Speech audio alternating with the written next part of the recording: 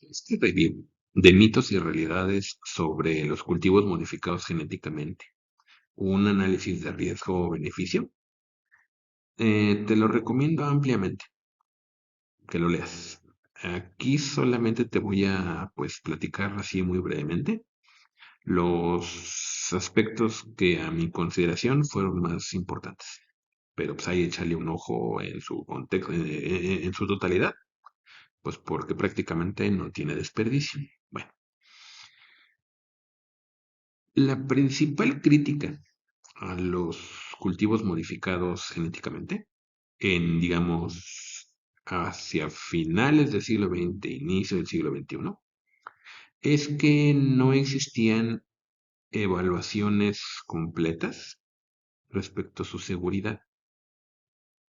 Se daba por hecho que no representaban riesgo para la salud de humanos, fauna, comunidades vegetales, etcétera. ¿Por qué decían? Pues los transgenes estaban dirigidos contra organismos blancos. Al contrario, se afirmaba sin tener evidencia que representaban un peligro para la biodiversidad y para la vida en general. Y entonces, pues había dos puntos de vista pues, completamente opuestos, ¿no? El que te decía, es seguro, sin tener resultados que avalaran eso, y los que afirmaban, pues lo contrario, son un peligro.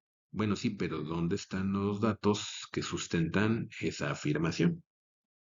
Bueno, también se decía, los cultivos modificados, pues representan la solución a la baja productividad agrícola. Nos van a dar alimento para todos y la hambruna en el mundo, pues va a desaparecer. Solo que, pues otra vez, no había datos que demostraran que la productividad agrícola de los modificados era superior a los cultivos, pues convencionales. El primer cultivo modificado que se considera exitoso comercialmente fue el tomate Flapsarp. Ese salió en el 94. La expansión de cultivos modificados, o sea, ya que salieron al mercado así de manera bestial, fue a partir del 97. Resulta que muchísimo antes de que existieran los cultivos modificados, ya existía el Codex Alimentarius, una, puedo así llamarlo, colección de normas, de códigos de prácticas, de recomendaciones, publicadas por la FAO, que es la pues parte de las Naciones Unidas, que se encarga de los aspectos relacionados con la agricultura, la alimentación, la producción de alimentos, etcétera. Bueno, durante un tiempo, pues este Codex Alimentarios funcionó muy bien, con todas sus teorías de conspiración, ¿no? Pero bueno, eso lo puedes encontrar en internet muy, muy fácilmente. Lo que es cierto es que pues la aparición de los cultivos modificados tuvo que significar un cambio en este código, en este códex alimentario. ¿Sí? Digamos que la aparición de los modificados rebasó a lo que se tenía propuesto como seguridad o como los criterios de seguridad, pues a nivel de cultivos. Había que hacer modificaciones a ese códex alimentario, pues para responder a las inquietudes de seguridad que pues imponían los modificados, ¿no? Bueno, pues total, que en el 99 se pusieron a chambear. Dijeron, bueno, pues vamos a hacer grupos de tarea donde pues establezcamos criterios de seguridad o qué tenemos que establecer o qué se tiene que evaluar en un modificado para estar convencidos de su seguridad alimentaria. Y entonces, ya en el 2003, dijeron, pues ahí les va la guía para establecer la seguridad de alimentos derivados de tecnología con DNA recombinante. Y dices, perfecto, 7 puntos. Hay que describir la planta con el DNA recombinante, o sea, la planta modificada. Describir el huésped, o sea, el huésped sin la modificación. ¿De dónde salieron los genes que tú estás transfiriendo? Describe la modificación genética, o sea, ¿qué va a hacer? Las características de la modificación. Hay que establecer la seguridad, que no tenga un impacto negativo sobre la salud. Y bueno, otras consideraciones. Mira, esto ya lo habíamos, recuerdo que esto ya lo habíamos comentado de manera presencial. Etiquetar o no los productos de consumo si fueron generados con organismos genéticamente modificados. Bueno, hay un concepto que es de equivalencia sustancial. Esto quiere decir que si la modificación genética no está impactando o no hace diferencia en el producto, porque digamos la modificación genética se refirió a dotar de resistencia a sequía a la planta, y el jitomate el jitomate que resulta de esa planta es indistinguible del jitomate pues no modificado, a eso se le llama equivalencia sustancial, pues ni siquiera tendría por qué especificarse que ese jitomate proviene de una planta modificada. Y entonces pues hay de dos, el etiquetado voluntario y el etiquetado obligatorio. El voluntario es, bueno, si te basas en la equivalencia sustancial, no necesitas especificar que es un producto biotecnológico. El etiquetado obligatorio se visualiza como una necesidad para todo producto alimenticio que contenga o provenga de un organismo genéticamente modificado. De ahí que pues tendría que estar especificado eso en la etiqueta. Bueno, este asunto del etiquetado voluntario o del etiquetado obligatorio, pues sigue estando todavía a debate. La objeción que ponen es la de la trazabilidad. ¿Qué es eso? Procedimientos que deben de seguirse en un producto para establecer su seguridad en diferentes etapas. Y dicen, pues es que no tenemos una trazabilidad para todos los productos. Entonces, pues aguántame, ¿no? No me obligues a etiquetarlo si pues no me das las condiciones para evaluar la seguridad en cada una de las etapas. Bueno, digamos que esa es la justificación vulgo pretexto. Entonces, aún en el siglo XXI, existen inquietudes respecto a los organismos genéticamente modificados y en particular, pues con los cultivos modificados genéticamente, lo cual pues no carece de sentido. Si nos estamos alimentando de ellos, pues es lógico que tengamos nuestras dudas respecto a su seguridad. Solo que, pues bueno, hay algunos asuntos que son reales y otros que son imaginarios. Bueno, entonces, dice el artículo que te recomiendo. Los, las principales inquietudes las podemos separar en las siguientes. Seguridad para los humanos, flujos génicos, seguridad para el medio ambiente, la inducción de resistencia, los daños de la planta modificada a otros organismos y finalmente la pérdida de biodiversidad. Bueno, en cuanto a la seguridad para para los humanos, iba a decir para los alumnos, la seguridad para los humanos, pues se refiere a la inducción de alergias, toxicidad, que trastornos metabólicos, inducción de tumores, infertilidad, etcétera. Bueno, flujos génicos, pues se refiere a la transferencia horizontal de genes, en particular al escape de un transgen de tal manera que ahora, pues, plantas no objetivo se estén portando un transgen, pues que les den ventajas respecto a las silvestres, por decirlo de alguna manera. Seguridad para el medio ambiente. Ah, pues aquí se refiere a ¿Y cómo modifica o cómo afecta la presencia de un cultivo modificado a la biodiversidad en una comunidad, ya sea de plantas, animales, qué sé yo? Los efectos potenciales sobre ecosistemas y paisajes. Digamos, los cultivos modificados pueden inducir modificaciones en la calidad del suelo, en la calidad del agua. Bueno, la inducción de resistencia en patógenos y plagas, bueno, eso está como que un poquito más obvia, ¿no? Los daños de la planta modificada a otros organismos, dices, híjole, pues, pues vamos viendo, ¿no? Y pues finalmente la pérdida de la biodiversidad se refiere un poquito también a la seguridad para el medio ambiente. Entonces, pues bueno, seguridad para los humanos. ¿Qué evidencias existen que productos biotecnológicos, particularmente de los que son utilizados en los cultivos modificados, pueden tener un impacto negativo en la salud humana? Bueno, te mencioné anteriormente el glifosato. Bueno, resulta que en este artículo dicen, pues vamos a ver cómo se modifica el comportamiento de un ratón que está expuesto a glifosato.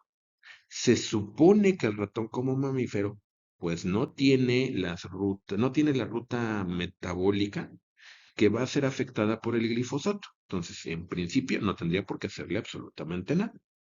¿Qué dicen estos fulanos? Pues que resulta que hay una afectación en la microbiota intestinal del ratón y que además de esa afectación a nivel de las bacterias, resulta que los ratones desarrollan ansiedad y comportamiento similar a depresión. Este es un artículo del 2018. 2022. Se preguntan estos fulanos, ¿es el uso de glifosato en la agricultura moderna lo que resulta en un incremento en las condiciones neuropsiquiátricas a través de la modulación del eje microbioma, cerebro, tracto gastrointestinal? Bueno, pues digamos que aquí ya se fueron, pero hasta el super extremo, ¿no? Pero como te mencioné, ya existen evidencias del potencial cancerígeno del glifosato. Entonces, sea que se afecte o no la microbiota en el intestino, pues la realidad es que esa porquería es cancerígena. Entonces, no tiene ya justificación su uso en la agricultura. Una investigación que recibió mucha atención mediática fue la de estos fulanos, ¿sí? Dice, toxicidad a largo plazo del herbicida Roundup y de maíz modificado genéticamente para que sea tolerante a ese herbicida. Te lo platico así muy brevemente. Estos fulanos dijeron, bueno, pues vamos a alimentar a ratas con maíz o con alimento expuesto al herbicida en cuestión. Y vamos a analizar la formación de tumores. Y lo que te dicen es, pues fíjate que todos los animales que fueron alimentados con maíz genéticamente modificado o que estuvieron expuestos al herbicida, miren cómo desarrollaron tumores. Y entonces, no, pues sí está cañón, ¿verdad? Resulta que publicaron este artículo con poco rigor científico. ¿Eso qué significa? Bueno, resulta que estos fulanos utilizaron como modelo de estudio una cepa de ratas que son altamente susceptibles al desarrollo de tumores, particularmente en la etapa más, digamos que en la etapa final de su vida. Y entonces estos fulanos, pues, alimentaron a las ratas que ya andaban cerca a los 2 años de edad, de tal manera que la crítica pues es que las ratas, de cualquier manera, las alimentaras o no las alimentaras con el maíz modificado genéticamente, pues la realidad es que iban a desarrollar tumores. No conforme con eso, dicen, el número de individuos que se incluyeron en el estudio era muy pequeño, así como para poder establecer pues una correlación entre, ok, maíz, alimentación con maíz modificado o el herbicida y el desarrollo de tumores. Este artículo tuvo tanta exposición mediática y al mismo tiempo tantas críticas por su poco rigor científico que los autores se negaron a retractarse. Fue la revista la que de plano dijo, pues este estudio ni siquiera debió de ser publicado y pues lo rechazamos. Sin embargo, pues todavía andan circulando por la red, pues estas imágenes, ¿no? Diciéndonos, no consumas maíz transgénico, o bueno, maíz modificado genéticamente, porque induce la formación de tumores. No es concluyente el estudio. Entonces, consumir, consumir cultivos modificados, ¿es seguro? ¿Sí o no? La respuesta es, no se puede hacer generalizaciones. Y en todo caso, hay que estudiar o analizar de manera puntual las evidencias para cada cultivo modificado. Y entonces, pues, no hacer generalizaciones precipitadas o conclusiones generales. ¿Qué hay respecto a la siguiente inquietud?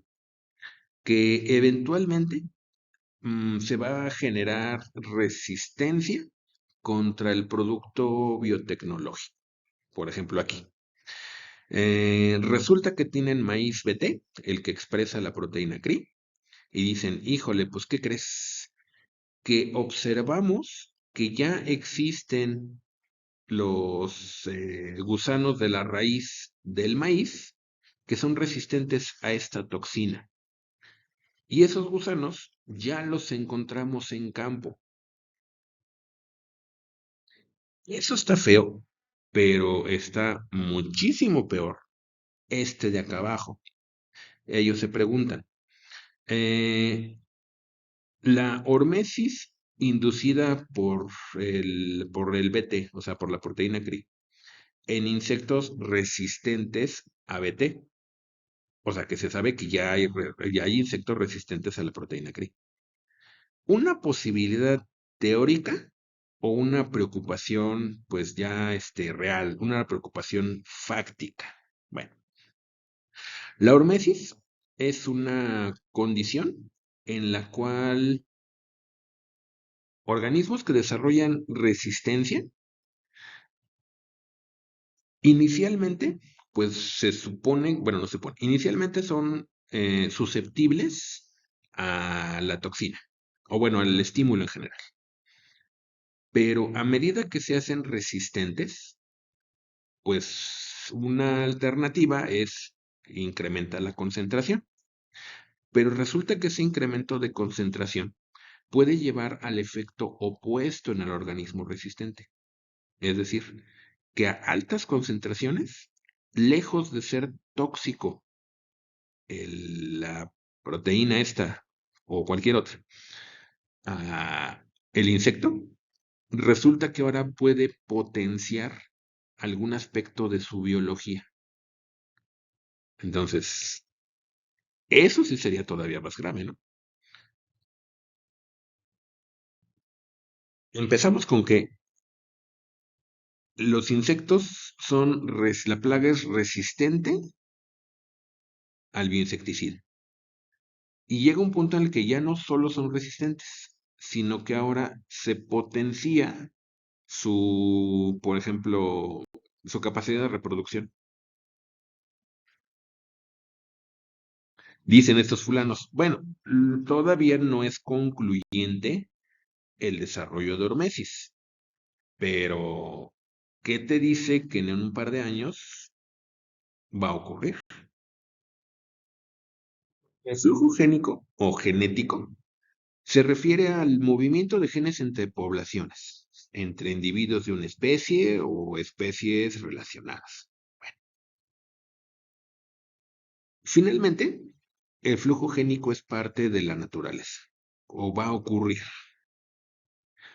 Lo que debe de preocupar es el escape, es decir, la diseminación no intencional de la construcción que se está usando en el organismo genéticamente modificado, o más propiamente dicho, en el cultivo modificado hacia poblaciones silvestres, tanto de la misma especie como de otras especies, particularmente pues de las que no son, de las que no tienen interés agronómico, ¿verdad? ¿Cómo puede escapar un transgen? ¿Cómo puede distribuirse de manera horizontal entre poblaciones un transgen? Dicen, ay, pues resulta que hay dos principales, el escape vía polen y el escape vía semillas.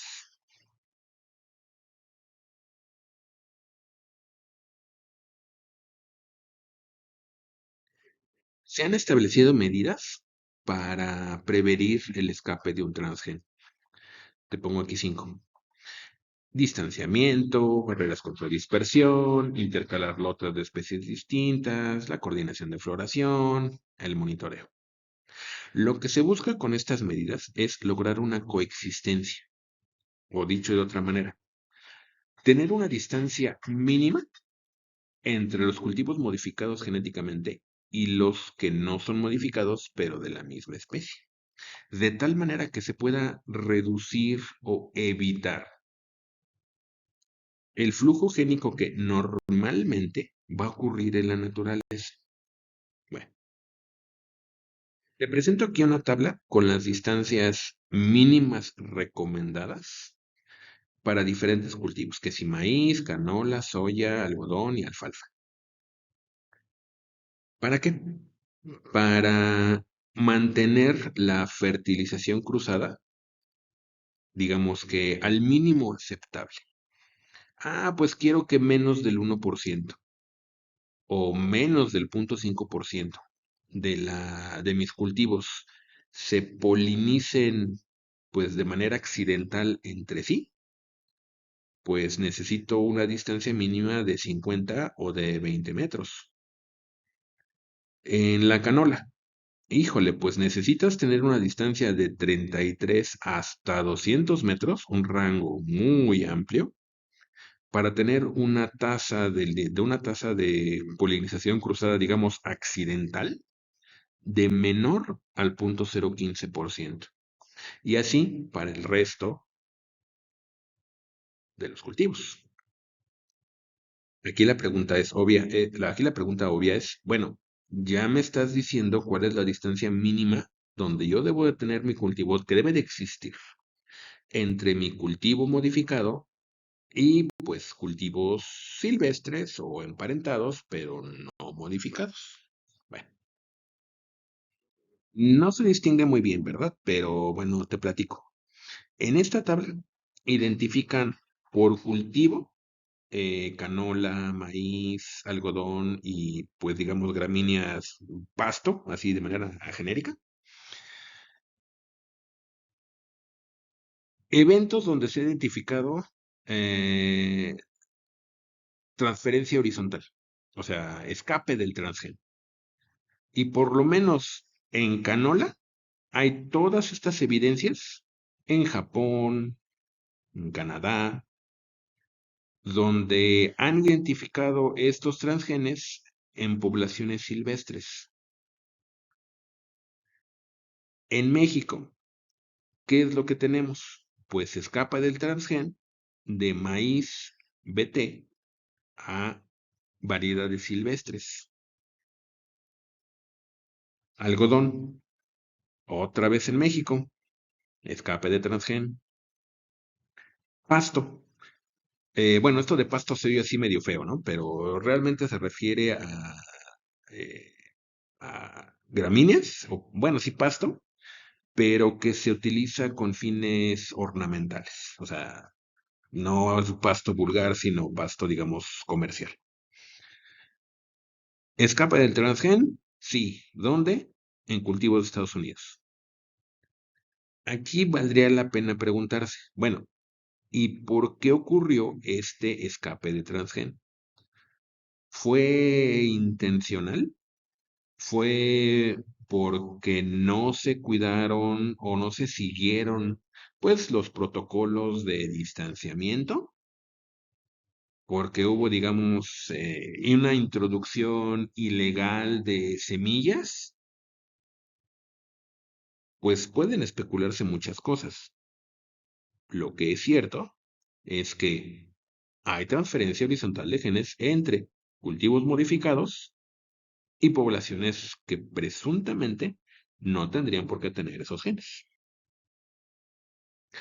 Aquí, lejos de ser una inquietud imaginaria, ya estamos viendo que es una problemática y muy real. Ahora, ya sabemos que existe transferencia horizontal de genes. ¿Qué tanto nos debe de preocupar? ¿Qué tanto podemos pensar en el impacto que tenga esa transferencia horizontal? Dicen, ay, pues bueno, primero, tienes que considerar la probabilidad de transferencia del transgen a la población silvestre. Y dices, bueno, puede haber tres categorías: mínima, baja o alta. Mínima significa, pues imagínate que tú estás cultivando maíz, pero no tienes poblaciones de maíz silvestres cercanas a tu cultivo.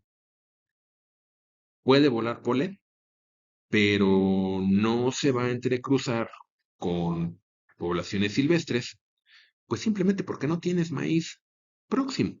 O sea, no tienes especies que sean compatibles. No te tendrías por qué preocuparte.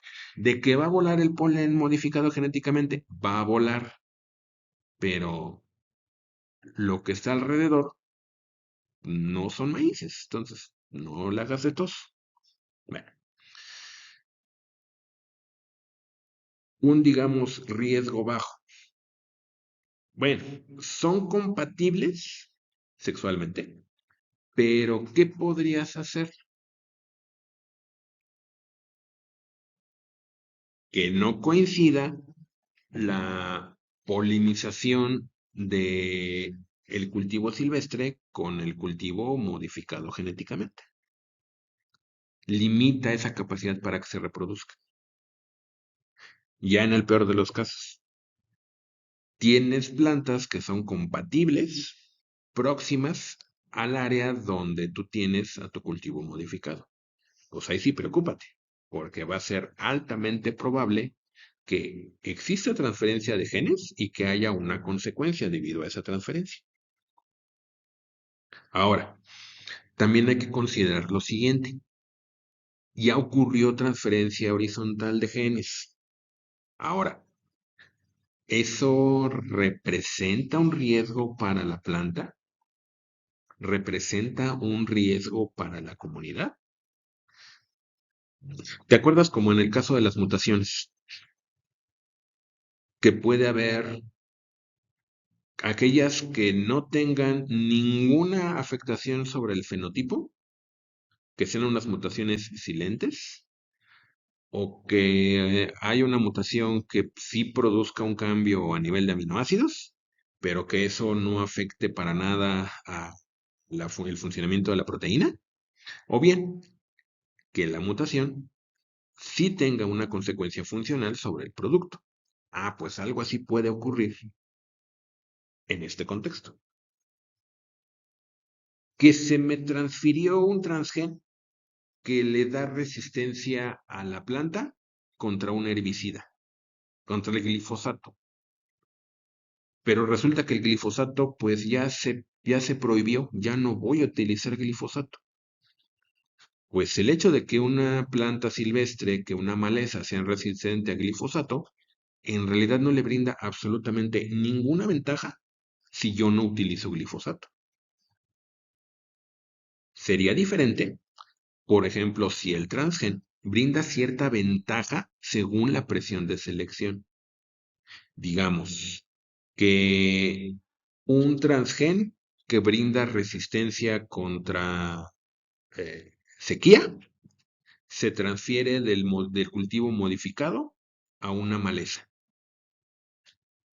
Ahí sí estaría brindándole una ventaja competitiva a la maleza respecto a aquellas plantas que ni son maleza y que sí van a ser susceptibles, pues, a la sequía. En el peor de los casos, que el transgen esté asociado a una mejora intrínseca en el crecimiento y la supervivencia. Que el transgen haga que la planta florezca más rápidamente, por ejemplo. Es algo que yo no quiero en las vegetales no objetivo. O bien, que exista un efecto adverso sobre especies no blanco. Digamos que tengo una toxina que yo pretendo que únicamente afecte a, no sé, a langostas. Pero resulta que esa toxina eventualmente también es tóxica sobre polinizadores benéficos. Y eso, pues obviamente no lo quiero. ¿Podría hacer generalizaciones? No. O bueno, la sugerencia es que no. Que se trate o que se analice de manera individualizada cada transgen y cada escape que se haya detectado.